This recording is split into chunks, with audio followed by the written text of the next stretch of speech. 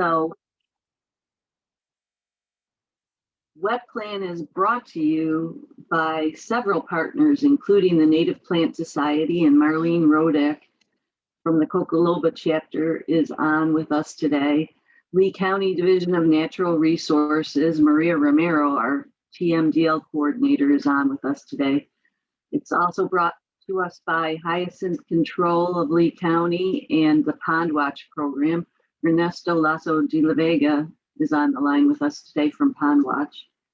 And Johnson Engineering and Andy Tilton, their Water Resources Director, is on the line with us today. And I am Karen Miller, and I am with GHD. We are also engineers and scientists, and I'm the Community Outreach Manager there.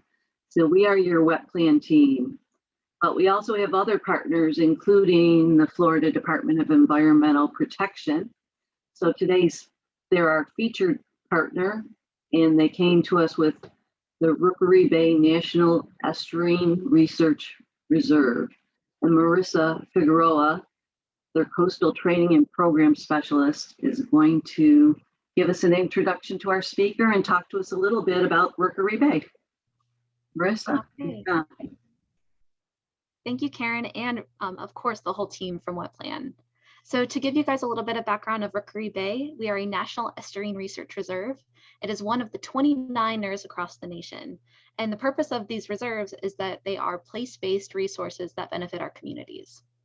Rookery Bay specifically manages 110,000 coastal acres in Naples, Florida, which accounts for about 40% of Collier County's coastline. So it's a lot of area for sure. And since the reserve is downstream from a lot of these water bodies, it's really important for us to continue to educate folks on best management practices and just general information so we can help protect our coastline. Additionally, today we are offering CEUs. This partnership allows us to offer some CEUs for today.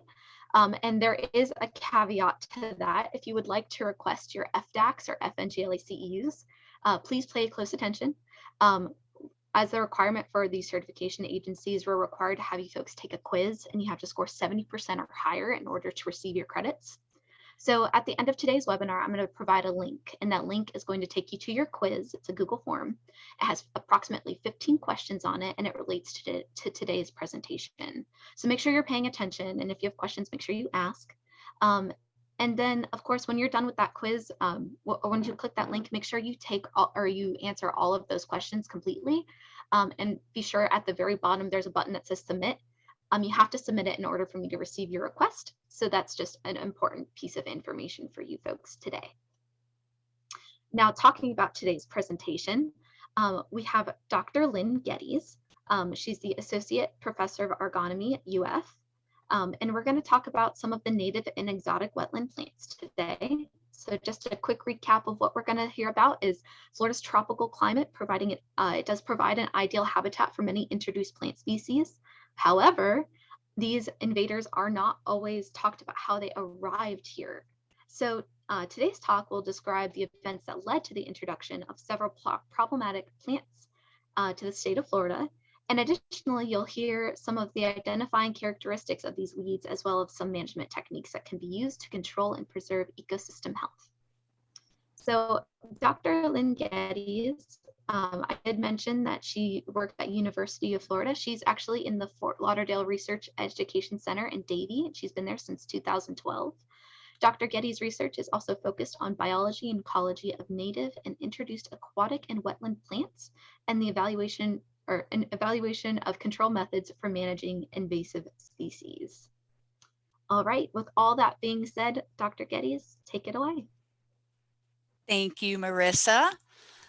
So hello, everybody. Can you guys see my screen? Yes, we can. Awesome. Well, thanks for coming into Zoom land in this weather. Hopefully we'll all be able to stay on and everything will go fine and dandy. So before we talk about the plants, we've got to talk a little bit about Florida's environment. Of course, today's weather is a little bit of an exception, but normally we have nice warm weather year round. The water tends to be fairly shallow and it tends to be really nutrient rich. And as a result, once invasive species come here, they tend to take over very quickly and cause problems. So this begs the question, how do they get here? We do have one case where we think that hurricane winds have introduced an invasive species, but that's pretty unusual and pretty uncommon. And we're actually not going to talk about the plant that we think this happened to. If you're curious, it's bottle grass, South American water grass, Luseola subintegra, and it's mostly limited to South Florida right now. But it's pretty uncommon for hurricane winds to bring in these species. We can have accidental introduction as a result of, say, hitchhiking in ballast water. This is kind of uncommon for aquatic plants that like fresh water because normally ballast is salty. So we do have one plant that we think came in this way, that's alligator weed, and it's salt tolerant. So this is an unusual introduction pathway, but it has happened. Contamination can definitely be a way that invasive species are introduced. So in this picture, we've got duckweed. This is a company on the internet selling duckweed, and it's used quite a bit in fish ponds and that sort of thing. Duckweed's fine, duckweed's native, but these bigger plants that you see in here are not duckweed. Those are common salvinia, and they are a Brazilian species that's introduced, and it's highly invasive. So you can either call this hitchhiking or contamination, but either way, this is an accidental introduction of an invasive species when somebody's trying to buy a native species. By far the most common way that invaders get here is we bring them in on purpose. And in fact, back in the day, the United States Department of Agriculture actually had a foreign plant introduction service. And they went around the world and looked for plants that had some redeeming characteristic and brought them back to the United States and encouraged planting them in areas that had good climate matches to where they're from. So these might have been ornamentals, they could have been forage plants, they could have been windbreaks, but they were responsible for bringing in a lot of plants that weren't native to here. And of course, private breeders and companies did this as well. So once they're here, now we've got to talk about how they actually spread. We do have flora and fauna and weather that do spread invasive species once they're here. With hurricane winds and currents and fast moving water in canals, it's really easy to have an invasive species break off from a canal and be transported to a new system in floodwaters and end up invading that new system. Birds have also been implicated in a number of invasive species colonization or range expansion. So for example, we've got Brazilian pepper here, not something we normally think of as an aquatic species, but a good example of invasive species spreading nonetheless. Robins will actually eat those Brazilian pepper berries, and they're often fermented. So after the birds eat them, they go flying off into natural areas and bash into trees because, well, they're just a little bit drunk. And then they end up dropping little packets of Brazilian pepper seeds that are wrapped in bird-produced fertilizer. This doesn't just happen in upland areas, it happens in aquatics as well. So we can have, ducks that are eating aquatic propagules or having them wrapped around their legs, and they transport them that way. We have accidental spread of invasive species. So this is a boat trailer, and this person that owns the boat is out on the water having a good time, but they've got invasive species on their trailer. There's some Waterhyacinth here, there's some Waterlettuce, and then other species as well. If they don't clean that trailer off before they put their boat back on it and go and launch in a new system, there's a very real possibility that they will spread those introduced plants to that new system. Aquarium dumps are a really common source, especially for our submersed aquatic plants. Most of our submersed weeds are aquarium plants. That's why they were introduced. They're pretty underwater, or they're good oxygenators, or they have some characteristic like that. So often when, a teenager is told to clean out an aquarium, they will dump it in the closest body of water, and they're introducing not only the fish that might be in that aquarium, but the aquatic plants as well. A telltale sign that this has happened is if you see a little pile of fluorescent gravel along the shoreline, it's kind of a dead giveaway that you've had an aquarium dump. But by far, people wanting new plants is how these species spread. That can be through the big box stores, where you've got lots of landscape plants, and there are pond stores that sell these plants. But then we've also got private consumers as well. This is an ad from Craigslist in Doral, which is down in my neck of the woods. And they're selling this really nice little pond, and they're throwing in the plants, the fish, and the fountain. And for 125 bucks, that is a great deal, because these little kidney ponds alone cost about that much. But the problem is several of the plants in here are water hyacinth, and those are invasive plants. It's illegal to sell them in Florida. We'll talk more about them later. But despite it being illegal to sell them, they still get sold as a package deal with ponds. You see them for sale at garden sort of open houses and that sort of thing, and at farmers markets and swap marts. So they do end up being spread that way. And also, I'm not picking on LSU here, go Tigers, I have friends at LSU, but even now we haven't completely learned from our mistakes, because this is a little fact sheet from Louisiana advocating planting Chinese tallow trees as a potential bioenergy crop. This is just a bad idea, because Chinese tallow is an invasive species and we know it. Hopefully they'll change their tune on this. It's been a few years since this came out, but we don't advocate planting invasive species for any reason. And so now we'll actually talk about some of Florida's aquatic weeds. Now there are a couple natives or suspected natives in here, and I'll mention those when we get to them. But these are broadly grouped into all-terrain plants, and we only have one of those that we'll talk about. We have 5 different floating species we'll talk about, 2 floating-leaved plants, and then a couple submersed plants as well. We're going to start right in with water hyacinth, which was first released into Florida in the 1880s. So you'll notice all of these little title slides are going to have a little picture up here.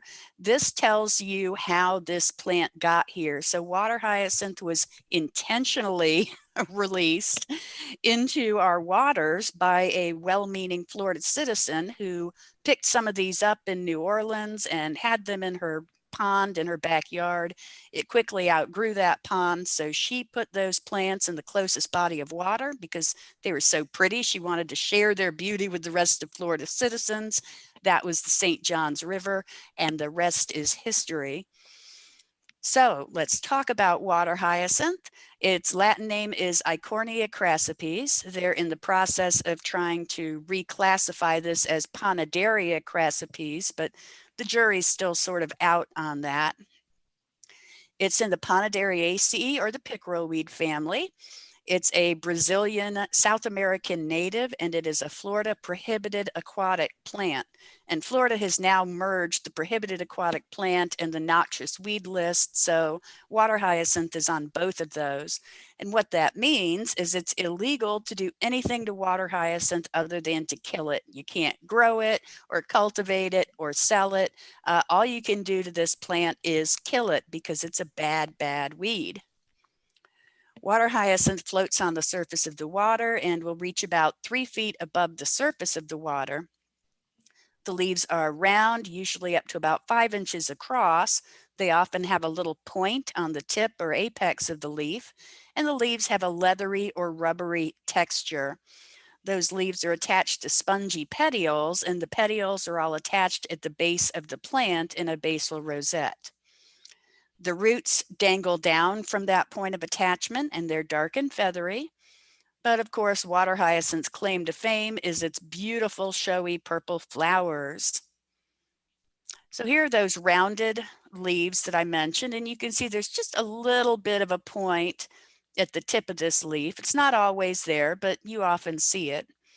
These are those swollen, inflated petioles, and if you were to cut that in half, it would look just like a kitchen sponge on the inside because it's full of little air sacs that are called erynchyma. These are the dark feathery roots that dangle down into the water column, and you can see they're basically attached right at the base of the plant. So this would be the surface of the water with the roots dangling below, and then the petioles and leaves and flowers up above. Here's that pretty flower. They're just beautiful, aren't they? These are fairly large flowers. And again, this is related to pickerel weed, which is one of our native plants. But the pickerel weed has much smaller flowers and it's an emergent plant. So pickerel weed is attached in place. It doesn't move around. And water hyacinth can move about freely on the currents. So how do you manage hyacinth? Well, you can mechanically harvest it, but this is a problem. Water hyacinths are really heavy. And often you've got to get rid of this plant material, right? You can't dump it on this bank because there are houses back here and people don't want rotting hyacinths in their backyard. So you have to take them to the dump, and that means you have to pay a tipping fee. And these plants are 95% water. So for every 100 pounds of plant material you throw away, only 5 pounds of that is actually plants and the rest is water. So that gets expensive really quickly. These machines are also really expensive. You've got to have access to the water in order to launch these. You've got to have a way to get that harvested plant material off of the water. And it's slow. I mean, a lot of our other management techniques are fairly quick, but with a harvester, you may only be able to mechanically harvest a few acres a day. So it can be done, but it is not super cost efficient. It's not time efficient either. We do have biocontrol options for water hyacinth, which is fantastic. We have 3 different biocontrol insects, and these are host specific on water hyacinth. So the only thing they eat is this one species. They don't cause enough damage to keep the plants in check by themselves, but they're great partners for herbicide. We have 2 species of Neocotina weevils. This is one of them. And then the new kid on the block is the Megamelus leafhopper. So the Neocotina weevils were introduced in the 70s. The leafhoppers were first released in 2010, and they both underwent extensive screening and quarantining before they were released. And they are native to South America, where water hyacinth is native. And they're probably what keep the plant in check in its home range. As far as herbicide options, 2,4-D is the herbicide that cleared up the St. John's. Parts of the St. John's were unusable from the 1890s or so until the 1940s when 2,4-D was discovered. Triclopyr is also effective, and then other herbicides that are effective include diquat, glyphosate, and panoxalam.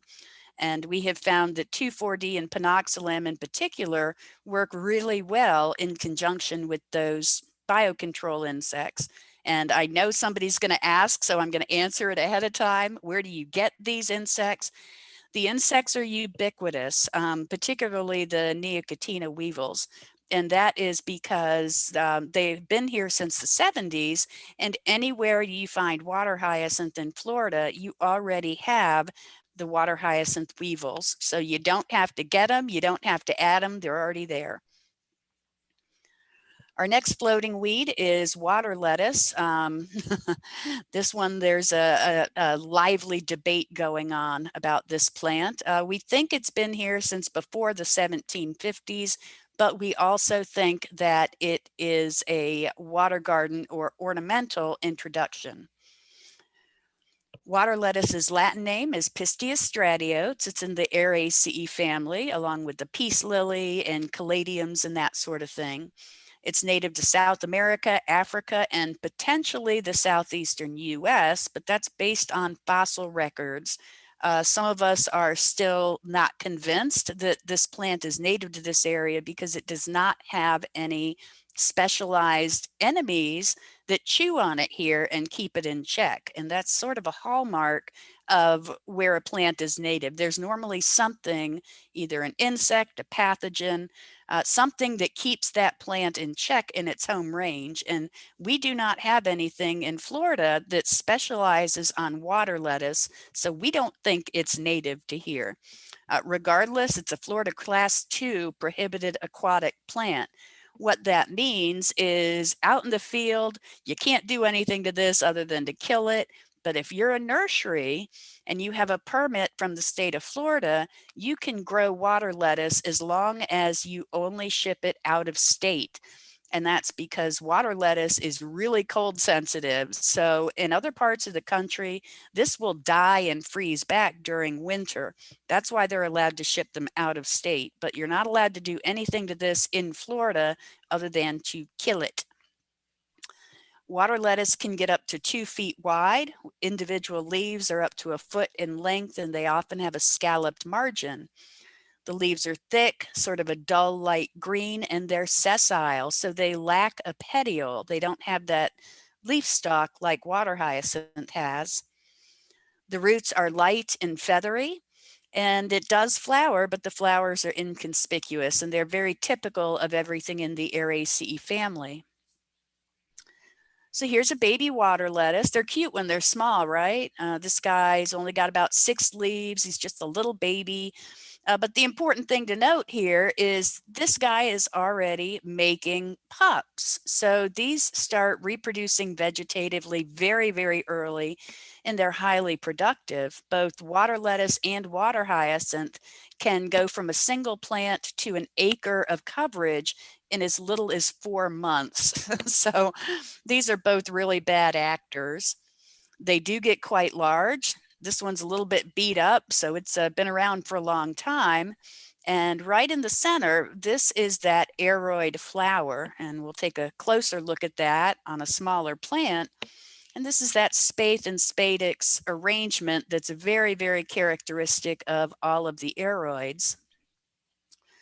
As far as management, well, you can mechanically harvest this, but with the same drawbacks that I mentioned for water hyacinth. So most often this species is managed using herbicides, and the sort of go-to products are 2,4-D, diquat, endothol, and also flumioxazin.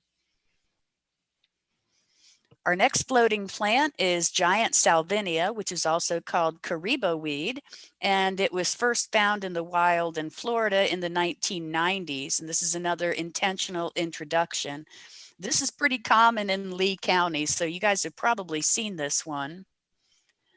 Giant salvinia's Latin name is Salvinia molesta. It's in the Salviniaceae family, and it is a true fern. So this is sort of unusual. We only have a couple floating ferns in Florida. It's a Brazilian native, and it's a federal noxious weed, meaning it's bad everywhere, not just in Florida. They have huge problems with this in Texas and Louisiana. The fronds, or what look like upper leaves, are up to 4 centimeters across. The upper fronds are sort of round to oval in shape. They're joined in pairs, and they have hairs on the surface that are joined at the tip and look sort of like an egg beater. The lower fronds are what we think of as the roots, and these just dangle down in the water column. So we've got some giant salvinia down here. It's highly water repellent, both because it has a waxy surface and because of those hairs. It gets fairly large, you know, for a floating fern, but certainly not as large as the water hyacinth or water lettuce. And these are the hairs on the surface of giant salvinia. So you can see they're joined at the tip. They've got that egg beater appearance. And that's important to note because this species is much more invasive than its little brother, common salvinia, that I mentioned earlier. And on the surface of common salvinia, those hairs are forked, they stick straight up. So you can put a magnifier on the surface of these plants and figure out whether you have the really big, bad, giant salvinia or whether you've got the common salvinia, Salvinia minima, also introduced, also invasive, but not nearly as bad as giant salvinia. As far, oops, here we go. We've got our roots dangling down in the water column. So just like hyacinth and lettuce, this plant is not anchored. It floats along on the surface of the water. As far as management, yeah, you can mechanically harvest this, but it's a problem. There is a biocontrol critter for giant salvinia. It's not super common here. They're using it with pretty good success in Louisiana, but I'm not sure what the status is on getting it in Florida. It's Curtibagus, I think is its genus name, and it's a little black weevil that is specialized on salvinia. But the most common way to manage this plant in the field is using either diquat or glyphosate. Our next floating plant is feathered mosquitofern, first found in the wild in 2007 and also an intentional introduction. Feathered mosquitofern is also a true fern, just like our giant salvinia, but its Latin name is Azolla pinnata, and it's in the Azolaceae family. It's native to Africa and Asia, and it too is a federally listed noxious weed. The fronds get up to about 2.5 centimeters, or about an inch in length, and they're deltoid or triangular in shape. They actually look like little Christmas trees, and that's emphasized by their color shifting ability.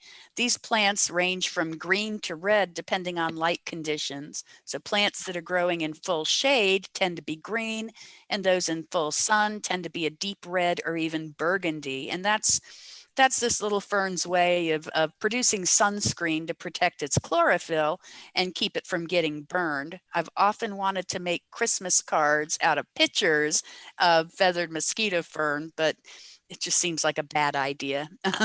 It does have a velvety sort of texture. They're very water repellent, so it's problematic. And the lower fronds function sort of as roots, and they're up to 2 inches long. They dangle down in the water column, and this is a free-floating plant, just like the other species we've talked about. It reportedly is capable of fixing nitrogen, so it has a symbiotic relationship with bacteria, and it's thought that this was introduced for rice culture because of its ability to fix nitrogen. They also think it may have been introduced as an ornamental because it is a pretty little plant. These are all pretty little plants. So this is that deltoid or triangular sort of shape that I mentioned earlier. So these plants are growing in full shade, so they're that nice light green. These plants were growing in full sun, so they're burgundy, very different appearance. They're also much more tightly arranged. And this is that water repellency that I mentioned earlier. We've got a bead of water just parked right on the surface of that. And as a result, if you're treating these plants with herbicides, it's really important to use a good surfactant in order to get penetration through that waxy surface. So these are not quite as big as giant salvinia, but they're pretty close. These are those feathery little roots that dangle down.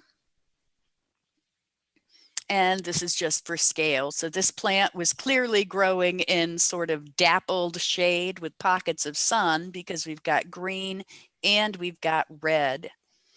So how do you kill it? Well, yeah. Unfortunately, we do not have biocontrol agents for feathered mosquitofern. You can mechanically harvest it, but that's usually not done. That's a lot of effort for something that is just on the surface and doesn't have a lot of biomass. And so as a result, the most common way this plant is controlled is through applications of diquat and glyphosate.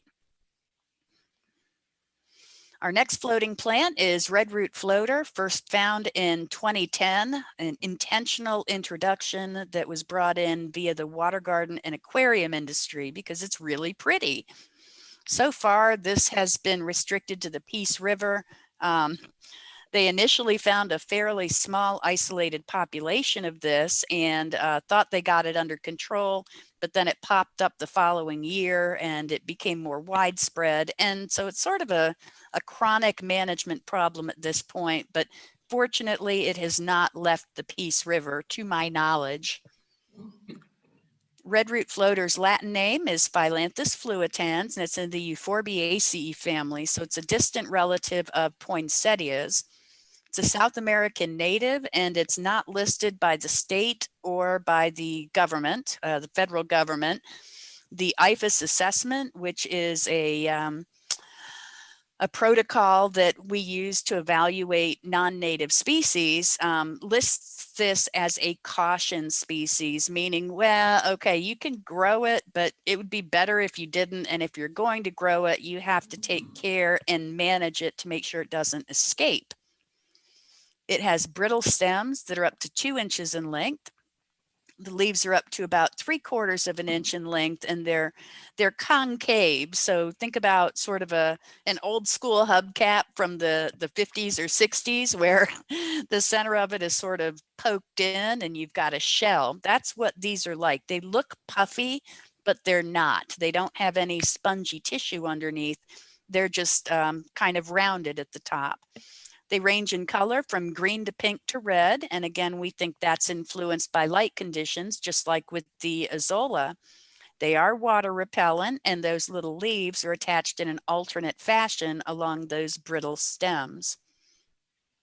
The roots are up to 1 inch long, and they range in color from tan to red, and they're quite attractive in an aquarium. And this is where the redroot part of its common name comes from.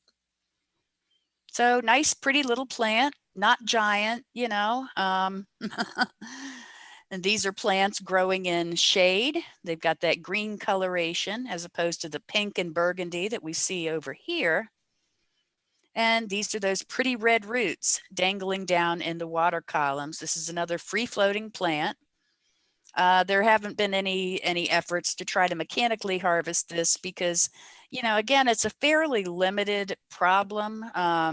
We've done a little bit of work with this in my lab, and it's always a struggle to find populations of it that we can collect and take back to our greenhouse to work on. So for now, the main way this plant is managed is through applications of diquat.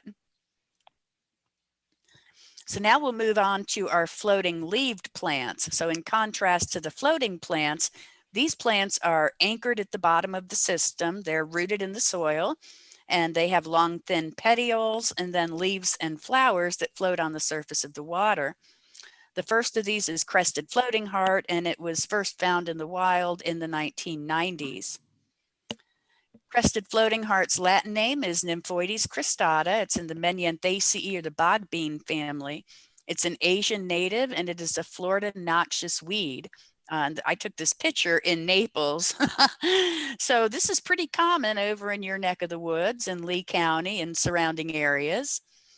The leaves of Crested floatingheart are up to 6 inches in length, and they're cordate or heart-shaped. So that's where part of its common name comes from.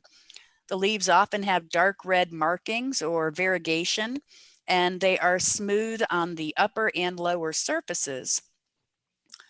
Crested floatingheart has really pretty little white flowers with usually 5 petals, and each of the petals has a ridge down the center. So that's where the crested part of its common name comes from. We do have a native species, banana lily, that's closely related to Crested floatingheart, but it has flowers with flat petals, and the leaves are usually round, and it normally has a corky, highly textured underside. So those are some of the characteristics that can help you separate Nymphoides cristata from our native Nymphoides aquatica. It also produces a spiky ramette, which is a vegetative reproductive structure I'll show you in just a minute. Our native banana lily also produces a ramette, but the individual pieces of it are thick and fleshy like bananas. So here we've got Crested floatingheart. What a pretty plant, right? Yeah, and if you want a water garden or an ornamental pond, this would be just the perfect thing to go to. It's got beautiful leaves, it's got beautiful flowers. What's not to like, right? Really pretty flower. You can see those ridges right down the center, which is, of course, one of its major distinguishing characteristics that separate it out from our native banana lily. And this is that spiky ramlet. It looks like it's sharp. It looks like it would hurt to step on, but it's actually pretty fleshy. So it does have those pointy ends, and it looks dangerous, but it's not. But the biggest problem with this plant is its production of these ramets. We did some research on this plant in my lab, and we found that a single plant that was really happy and well fertilized could produce up to 500 of these ramets in 6 months, and it produces them everywhere a leaf attaches to a petiole. And we did some sort of back of the envelope calculations and assumed that about 40% of those ramets would sprout. And so in a 2-year period, you can theoretically go from one plant to something like 250,000 plants. So, it's unlikely that any system would support quite that many plants, but if that even hits 1/10 of its potential, that's still a huge number of plants. So really attractive little plant, but super, super invasive. We have no biocontrol insects for it. Mechanical harvesting is useless because all that does is tear off the leaves and the petioles. And so we have found that endothol, and that's the hydrothol 191 flavor of endothol, mixed with diquat can be effective. But the newest aquatic herbicide on the block, Procelicor, which is fluoroperoxyfen benzyl, smokes crested floatingheart. So that's a great option for managing this species. Our next floating species, or floating leaf species, is yellow floatingheart, also found in the 1990s out of cultivation and also an intentional water garden introduction. This is Nymphoides peltata, also in the Menanthaceae family, so a very close relative of that crested floatingheart, also an Asian native and also a Florida noxious weed. The leaves are a little bit smaller on yellow floatingheart. They tend to be about 4 inches or so across. They range in shape from round to cordate or heart-shaped. They usually have a purple lower surface, and they usually have a scalloped margin. The flowers are flat, papery, and bright yellow. Almost always have 5 petals. I don't think I've ever seen one with 6 or 7. But it doesn't produce ramets. At least we have not found any evidence of them. And we've had this species in culture for probably 4 years or so. However, they do make tons and tons and tons of seed, and they also reproduce from fragments. So here's our little yellow floatingheart. You can see those round to almost heart-shaped leaves. Really pretty yellow flower, very showy. They're so pretty. They're all so pretty. That's the problem. This is where you would normally see ramet production if this was a ramet producing species of Nymphoides, but there's nothing really going on there. In this picture, you can see we've got adventitious root formation at the nodes on these long stems. And so these root quite easily from fragments, and these are those fat little seed capsules. So they definitely produce lots and lots and lots of seeds. Mechanical harvesting is not really recommended for the same reasons I mentioned with the crested floatingheart. No biocontrol critters, and so it looks like Procelicor is the only game in town. We have not done any work on it specifically with Procelicor, but we've got evidence out of North Carolina that is very, very effective on this species. Next, we have our submersed plant Hydrilla, first introduced to Florida in the 1950s intentionally as an aquarium plant. Hydrilla's Latin name is Hydrilla verticillata. It's in the Hydrocaridaceae or frogspit family. It has multiple points of origin, including Korea and India, and we think that the Florida flavor is Indian in origin. There are 2 different biotypes of Hydrilla. There are monoecious and dioecious Hydrilla. Monoecious plants produce separate male and female flowers on the same plant. Dioecious plants produce either male or female flowers.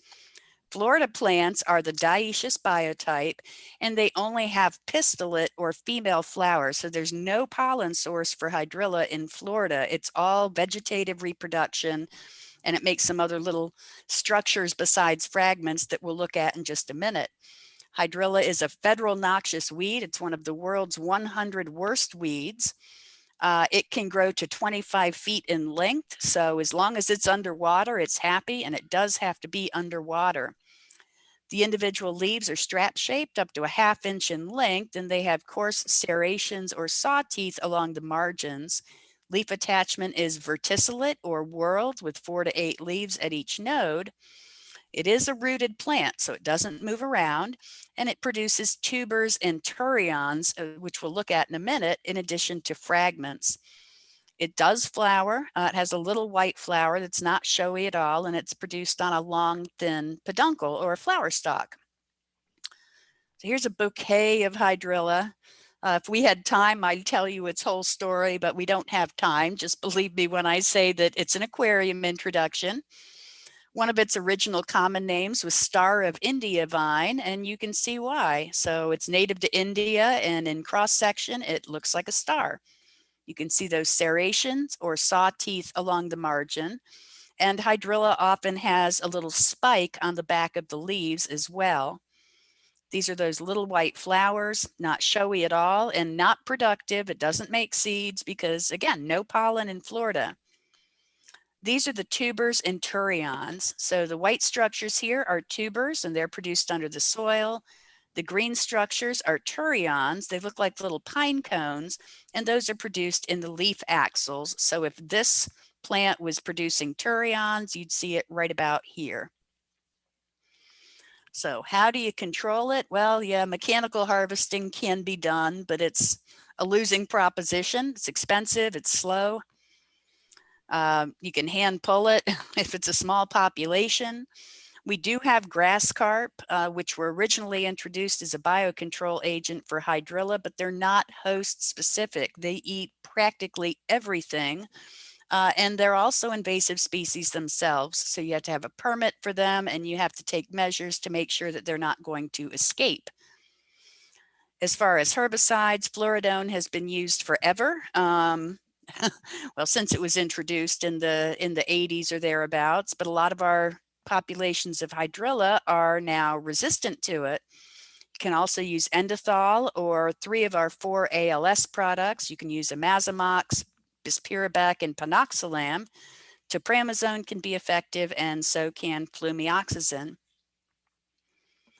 Our next submerged species is Fanwort, intentional introduction. And introduction is sort of a nebulous term, we'll say. And it was this strain of it was first found in the wild in the 2000s.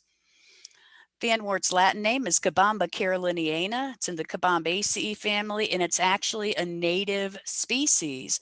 But the aquarium dealers decided they wanted to make a strain of this that was fast growing, required little input, was easy to propagate, and they succeeded in that. But those are the same characteristics that make something weedy. So that aquarium variety escaped, which was bad, and then it hybridized with our native biotype, which was even worse. So this is one of our native species that can be very problematic. It can reach up to 30 feet in length. The submersed leaves are finely cut and have a fan-like appearance, hence the common name. Those leaves are up to 3 inches across, and they're sort of gelatinous or slimy in texture. They're attached in pairs or groups of 3. The emergent leaves are only produced right by the flowers, and they're diamond shaped. And we'll look at those in just a minute. It's usually rooted, but it may be free floating or just sort of anchored in the soil.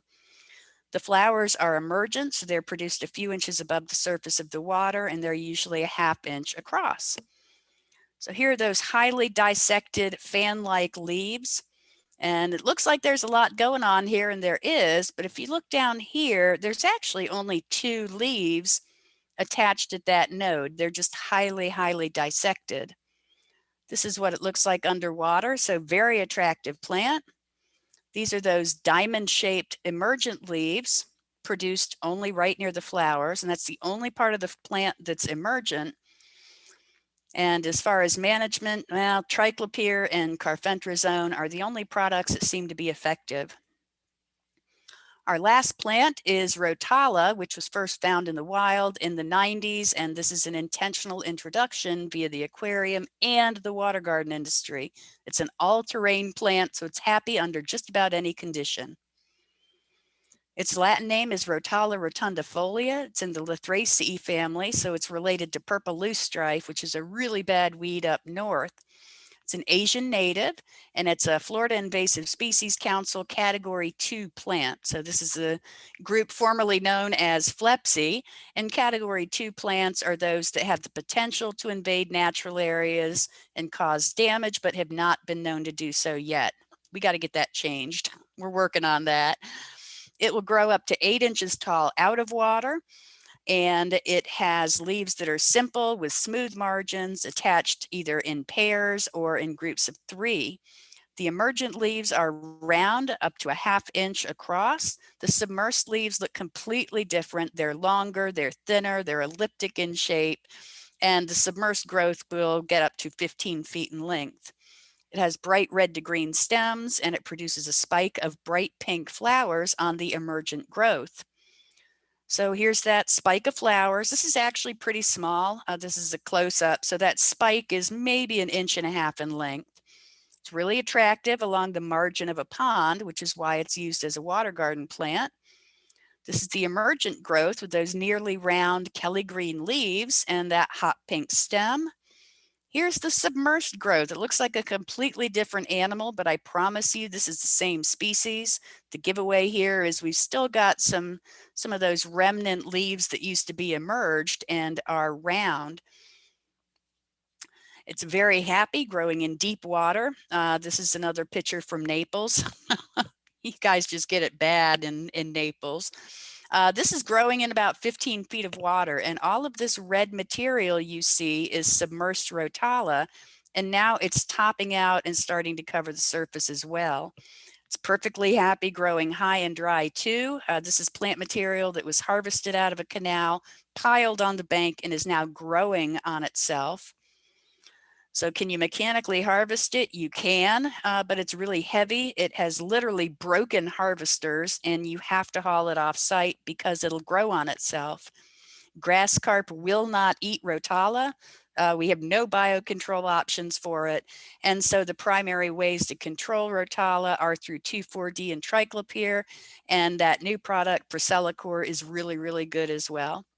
So as far as the importance as vectors, which of these did we bring in on purpose? Waterhyacinth, waterlettuce, giant salvinia, feathered mosquitofern, redroot floater, hydrilla, fanwort, crested floatingheart, yellow floatingheart, and Rotala.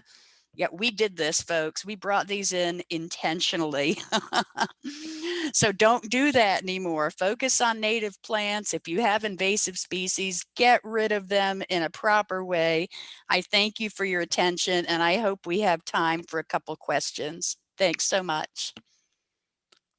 Thanks, Lynn. That was really, really interesting. Thank We you. definitely have time for some questions. So if you have a question, feel free to unmute yourself and ask us, or you can put your question in the chat box.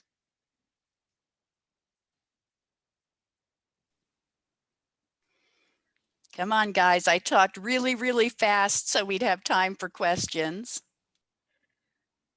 Lynn, I have a question. And this is sort of a general question of controlling these invasive exotics. And some of the,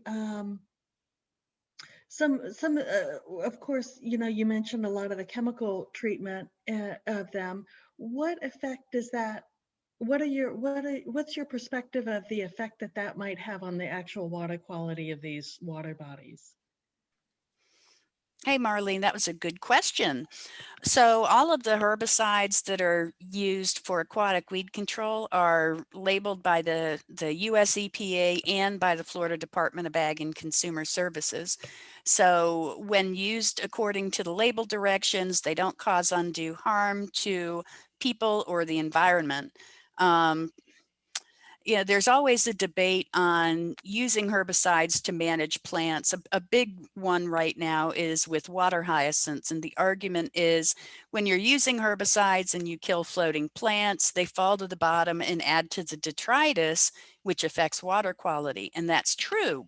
But if you allow those plants to continue to grow, they're going to die on their own anyway, but not after producing lots and lots and lots more biomass. So they're going to add to the detrital layer anyway, which is going to, spike the nutrient levels in the water column. And that's why it's important to practice maintenance management, which is why a lot of times you see, airboat crews out spraying what look like pretty small populations of floating plants. They're doing that to prevent them from getting bigger and making more babies and adding even more biomass to the detrital layer.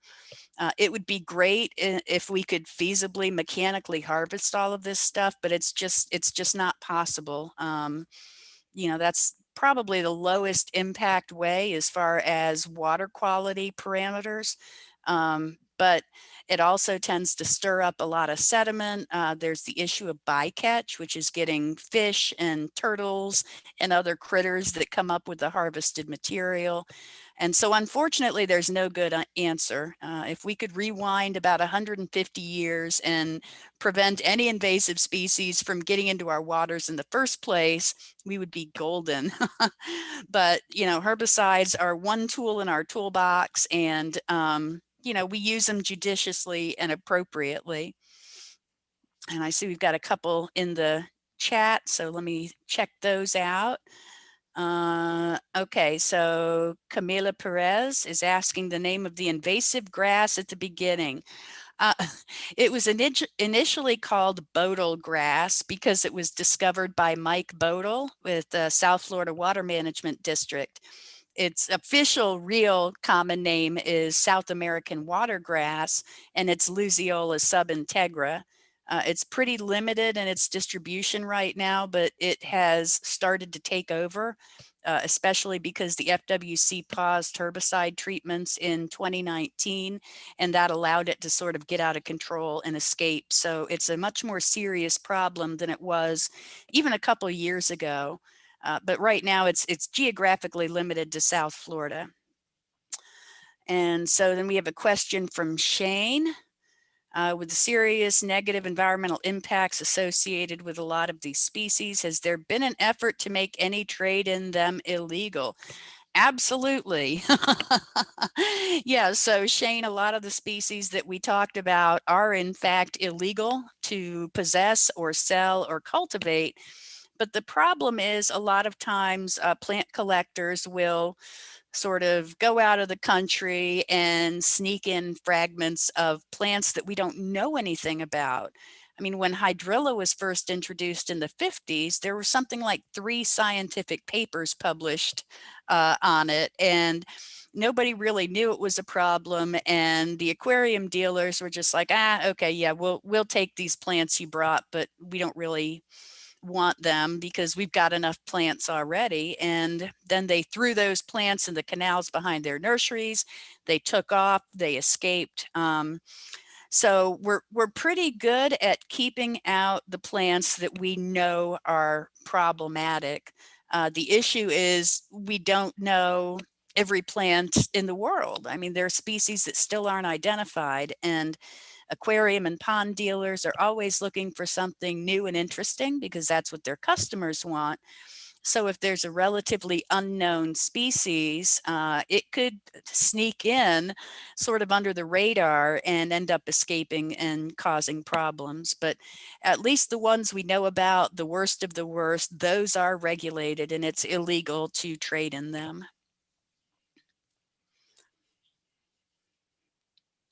Any other questions, folks? Yeah, we got another one in the chat from Oh, we Esther. do. I missed that. Okay. I am not seeing it. It might have come just to you. Yeah, are there any bacterial or enzyme control options? Oh, that's a good question. There's actually one fungus that has been evaluated on Hydrilla. It's Mycoleptodiscus terrestris, I think. And it attacks growing tips of Hydrilla. And they've shown that if it's used with herbicide, one particular herbicide makes Hydrilla branch. And then there's an insect that comes in and bores holes into the tip. And then this fungus comes in and infects the tips. That has been shown, at least in the lab, to have some success. The problem with a lot of these pathogens is nobody owns them. And anything that you use for weed control, whether it's upland or aquatic, has to be labeled by the EPA. And to get something labeled for, as a pesticide by the EPA requires, 10 plus years and millions of dollars. And so these naturally occurring pathogens, bacteria, and fungi, nobody wants to put up the money to do all the testing required to get these approved as weed control options. So unfortunately, there's not really a lot out there right now. There's some bacteria that reportedly chew up nutrients in the water column and in the substrate and that sort of thing, but that is not my field of expertise. So I can't really speak much to that, but we would love to have more sort of natural biological options, but it's a really expensive proposition and takes a long time, and nobody's willing to put up the money needed to get these things approved. So, hey, I had a question. If, so some of us are canoers and boaters and kayakers. If we see, an invasive species and it looks like it's a problem, who do we report it to? Well, that really depends on where you see it. The best sort of safe agency to report to is going to be FWC. And that's because FWC oversees all aquatic weed control activities in the state. And they are the people that should be able to point you to who's in charge of that system and find out if they're actively managing that plant or if you've made a new discovery, and then they can send their weed managers there to get a handle on it. But that's a great question. Well, hey, Lynn, thank you so much. I think we're almost out of time and we really appreciate it. This was so much information. I'm almost going to need to watch it again because there is a lot packed in there. It's because I talked really fast, Karen. Yeah, well, luckily we taped it, so anyone who wants to go back and listen again can go to the wetland site. But right now I'm going to turn over to Maria Romero to talk about our Lee County Pond competition that's upcoming, and I'm going to share my screen so you can see a little bit more about that. You there, Maria? Hi, can you hear me? Yes.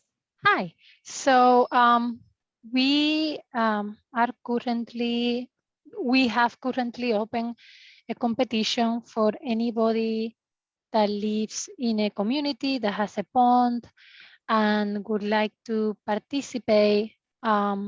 We will give 2 prizes. One would be to the best pond in Lee County, and we will give them a display plaque. And another prize could be if your pond needs a little bit of help, it may win a mini makeover. So to participate, you just go to our wetplan website, so www.wetplan.org, and you scroll down in the first page, and you will see this imaging that is now in the screen, and you click participate, and a questionnaire will pop up, and once you fill that information and submit it, that's all. You will be registered to win one of these prizes in the competition. So I'm showing you the wetland website right now, so you can see what the competition, if you go onto the wetland website, scroll down a little bit, you'll find the announcement for the competition. And you know what, really quick, we want to turn it over to Marissa just to talk about the CEUs that are available for this session. Great, thanks, Karen. Just one more reminder, folks. I'm posting the the quiz into the chat right now. If you want to go ahead and copy that link or click on it, it should open up a new window for you, and you should be able to take that quiz. Remember to take answer all the questions so we can go ahead and get you submitted for your CEUs. Your name and email should be on there as well. For your name, please make sure your name is listed as it is on your certificate. So when I type out your CEUs, you'll be all set and ready to go. All right, great. Thanks, Karen. That's all I got. Thanks, Marissa. So we just want to thank you for joining us today and remind you to go to the wetland website for more information, especially on that pond competition. And thanks again to Marissa and Lynn for bringing us our program today. It was great. Have a great day, everyone. Thank you. Bye. Thank you. Thanks. Bye, guys.